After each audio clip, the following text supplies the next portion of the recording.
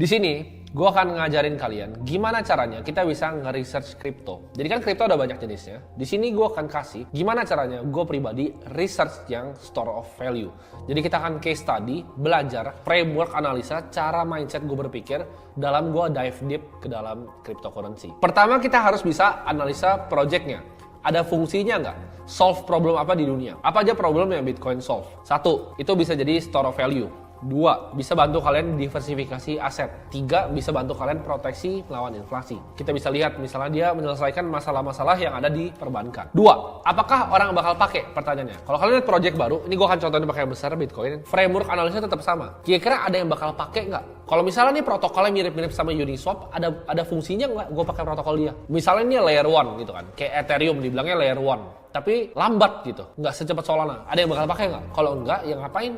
Dibeli. Ketiga, kompetisinya ada atau enggak? Dan kalau ada siapa? Contohnya, kita mau beli Ethereum. Dalam beli Ethereum, kita akan lihat nih, kira-kira saingannya siapa aja. Layer 1 lain tuh ada Luna, udah hancur. Ada Cardano, ada Solana, ada BNB Smart Chain, BSC Smart Chain. Apa yang Ethereum punya, yang mereka ini nggak punya? Nah ini gue bisa kasih contoh kayak misalnya zaman dulu. Zaman dulu kita nyetel lagu, ada yang pakai Walkman. Akhirnya ada inovasi baru, iPod. Nah kenapa iPod bisa bantai Walkman? Karena Walkman gede itu kan bentuknya. Nah orang mau yang lebih efisien. Contohnya, Ethereum itu bagus. Tapi apakah Solana itu bisa lebih bagus daripada Ethereum? Bisa transaction speed lebih cepat atau enggak? Setelah kita udah tahu kompetisinya kira-kira ada atau enggak, kita harus lihat apakah ada komunitas atau enggak di belakangnya. Nah komunitasnya itu sebesar apa? Kita lihat Bitcoin, oh komunitasnya itu besar gitu. Di Reddit aja besar komunitasnya. Banyak banget orang yang udah mulai adopsi, bahkan anggap Bitcoin sebagai digital currency mereka. Community ini merupakan faktor yang penting. Kayak misalnya Binance Smart Chain. Itu orang 50% user dari MetaMask itu udah develop di BSC. Nah itu jadi use case tuh, komunitas yang kuat atau enggak. Selanjutnya secara fundamental, apakah ada orang yang kontrol supply besar di dalam tokennya atau enggak? Ini berbahaya, kenapa? Karena kalau kita lihat yang listing di Indonesia ya token-token, 90% tuh di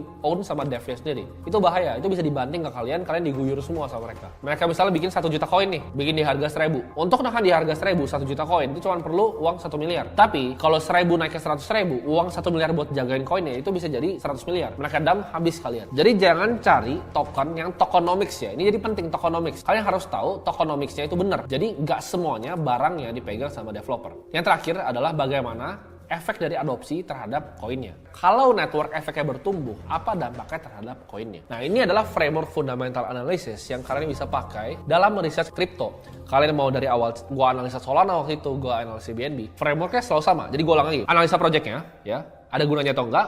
Apakah orang bakal pakai?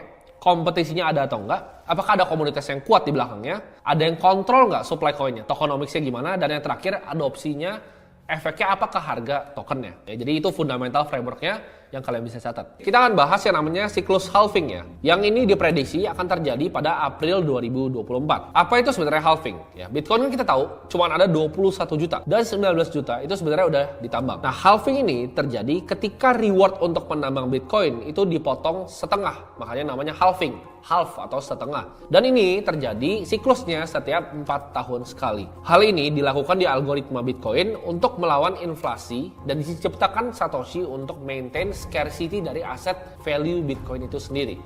Nah, di sini kita lihat halving itu udah ada 2012, 2016, 2020 dan 2024. Ya, ini gua akan hitung ya, ini model gua return per halvingnya. 2012 ya, Bitcoin itu tinggi banget. 123.500% untungnya. Begitu 2016 itu turun ke 5.267. 2020 turun ke 1.356. Kenapa? Ya pasti aset semakin besar ya pasti diminishing returnnya. Nggak mungkin dia eksponensial terus ke atas. Nah 2024 pertanyaan nggak ada yang tahu.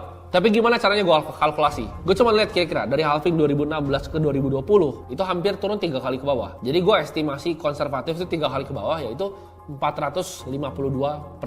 Jadi nanti begitu naik dari harga sekarang itu mungkin naik 452% sampai siklusnya yang tadi gue bilang di saat 2024 tapi udah akhirnya. Karena Bitcoin itu dia nggak naik pas halving ya. Di sini kan kita bisa lihat April 25 nih ya, kira-kira April 25. Tapi kemungkinan naiknya itu nggak April 25. Mungkin Bitcoin naiknya nanti begitu udah November 2024 atau bahkan awal-awal Januari di 2025. Dia mungkin bakal summer lagi mau arah ke all time high. Selanjutnya Di sini ada salah satu metode yang gue suka banget ngeliat, yaitu stock to flow. Ya, ini dibikin sama di Twitter namanya Plan B. Jadi untuk prediksi harga Bitcoin. Nah, stock to flow ini sebenarnya model yang digunakan untuk menghitung keberadaan dari jumlah suatu komoditas. Jadi sebelumnya stock to flow ini banyak dipakai untuk komoditas misalnya seperti emas ataupun silver, perak. Dan sekarang ini diterapin di Bitcoin. Nah, ini kita lihat, ini datanya dari Glassnode ya. Deflection, yang gue suka lihat itu bukan stock to flow biasa. Yang kalian lihat itu ada rainbow chart. Yang gue suka lihat adalah deflection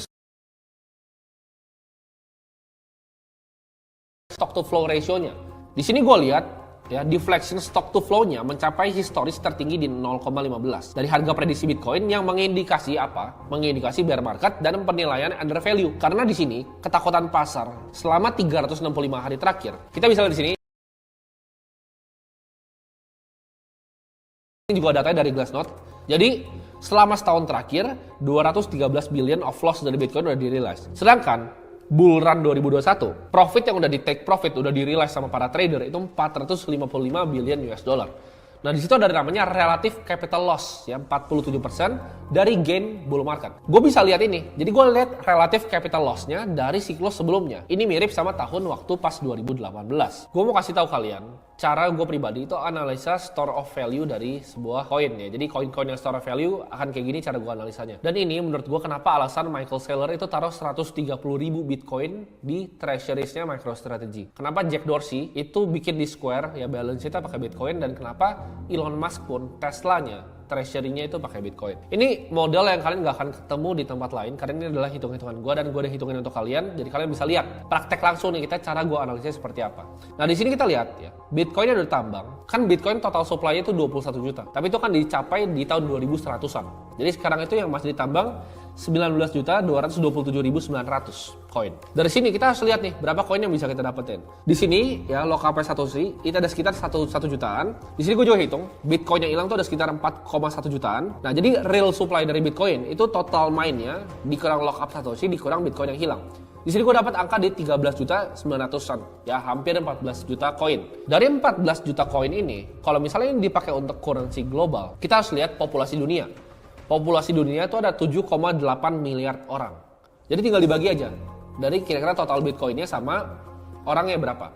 Jadi di sini gue dapat Bitcoin per orangnya itu 0,001, yaitu harga Bitcoin sekarang di 236.900. Untuk kalian punya kepemilikan Bitcoin di atas rata-rata dari semua orang di dunia, kalian cuma perlu beli Bitcoin sebesar Rp422.000. Jadi kalau kalian punya Bitcoin, kayak misalnya 500.000 gitu, Rp500.000, kalian itu udah di atas rata-rata kepemilikan Bitcoin, perlu beli Bitcoin sebesar Rp422.000. Jadi kalau kalian punya Bitcoin, kayak misalnya 500.000 gitu, Rp500.000, kalian itu udah di atas rata-rata kepemilikan Bitcoin orang-orang di dunia. Karena semuanya rebutan ke koin yang limited supply-nya. Karena yang 7,8 miliar orang ini, itu belum melek. Jadi lu cuma sekedar beli 500.000, itu udah di atas dari rata-rata. Oke, jadi ini adalah price prediction model gue. Cara gue analisa, gue forecasting. Kan kalau gue mau beli aset, gue harus cari fair value-nya berapa. Jadi kalau Bitcoin, itu gue cari fair value dengan cara seperti ini. Jadi gue tarik forecast analis ya, 50-60 analis. Kita lihat kayak Cathie Wood-nya ARK Invest, mereka kasih target kan. Bitcoin, bakal segini nih, Bitcoin bakal segini. Itu gue jadiin data agregat, baru gue tarik semuanya. Banyak yang bilang bahwa Bitcoin tahun 2030 itu bisa $1 juta. Tapi di sini gue akan pakai yang konservatif sesuai prediksi model gue. Di 2022, yaitu sekarang itu dari harga 16.932 di saat video ini di shot. Nah, 2023 menurut gue ini akan mulai bottom nih. Awal-awal Q1 di 14.410. 2024 ini mungkin akan rebound, tapi menurut gue belum terlalu tinggi. Masih angka 19.000 bahkan sampai 22.000 kalau gue ngeliatnya. Nah, 2025 kenapa gue dapat 85.880 ini? Ini dari harga 2024 gue kali dengan yang tadi. Dengan yang tadi gue bilang di awal, bahwa biasa Bitcoin return per halving itu naik 451%. 2026 ini tinggal gue kaliin aja 91.580, dan target gue by 2030 Bitcoin tuh harganya $223.000. Nah, ini jadi yang 2027, 2028, 2009 ini gue kali 30% sampai gue kali 10% ya dari pertumbuhannya. Kenapa? Karena Bitcoin kita lihat itu bertumbuh sebenarnya 68% year on year sampai 2021. Jadi gue potong setengah dari 61%, gue cari ballparknya di angka 30-an persen. 30-an persen grow-nya year on year akan dapat sampai $223.467.000. Jadi itu mungkin angka-angkanya dekat-dekat ballpark di 3 miliar rupiah. Jadi koin itu sekarang 230 juta rupiah. menurut gua 2030 tuh akan jadi 3 miliar rupiah. Nextnya, di sini kan kalian udah tahu, oke, Bitcoin harga 2030 akan sekian. Karena kita kan investor yang jangka panjang. Kita lihat ini sebagai analisa store of value, fundamentalnya seperti apa. Nah, di sini gua akan hitungin gimana caranya kalian bisa pensiun dengan Bitcoin di tahun 2030. Nah, di sini untuk modelnya gue bikin ada 3 sebenarnya. Ada bear case, ada base case, sama bull case. Jadi yang base case yang tadi 223.000. Bearnya itu gue minus 40%. Jadi itu margin of safety gue. Jadi margin of safety-nya gue sisain 40% yaitu 134.000.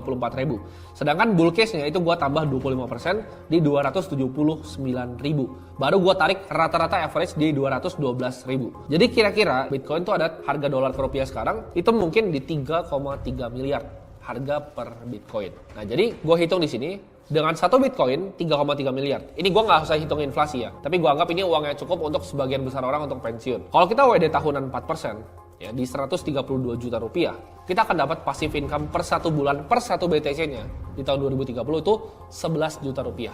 Jadi artinya apa? Itu kan 1 BTC. Kalau kalian beli 1 Bitcoin sekarang, kalian bisa pensiun tahun 2030. Satu doang. Jadi lu beli sekarang, keluar uang 230 juta, sekarang lu bisa pensiun nanti tanpa ngurangin capital 3,3 miliar lu. Karena itu kan dia naik tarik 4%, dia naik tarik 4%. Itu uang infinity 11 juta per bulan dengan harga cuma 230-an juta. Nah, menurut kalian worth it atau enggak untuk kalian ngumpulin store of value ini satu Bitcoin. Bitcoin menurut gua adalah aset yang sangat scarce dan menurut gua akan memberikan imbal hasil yang sangat amat tinggi. Nah, Bitcoin sendiri karena menurut gua itu supply deflationary dan makin banyak akan koin yang hilang. Tadi yang gua bilang hitung tadi 13.900 itu cuma akan turun aja. Karena bakal lebih banyak tiap hari itu ada koin-koin yang hilang terus. Jadi ini akan makin scarce.